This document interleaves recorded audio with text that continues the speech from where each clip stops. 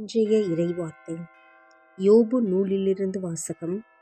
அதிகாரம் 5, இறை திருவசனங்கள் 17 21 வரை.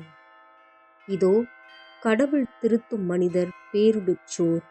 ஆகவே வல்லவரின் கண்டிப்பை வெறுக்காதீர். காயப்படுத்தினாலும் கட்டு போடுபவர் அவரே. அடித்தாலும் ஆற்றுகின்ற கை அவரதே. 6 வகை அல்லல்களினின்றும் அவர் உம்மை மீட்பார். 7வதும் உமக்கு இன்னல் தராது. பஞ்சத்தில் சாவினின்றும் சண்டையில் வாள் முனையினின்றும் உம்மை விடுவிப்பார். நாவின் சொல்லடியினின்றும் நீர் மறைக்கப்படுவீர். நாசமே வந்து விழுந்தாலும் நடுங்க மாட்டீர். ஆண்டவரின் அருள்வாக்கு. இறைவா, உமக்கு நன்றி.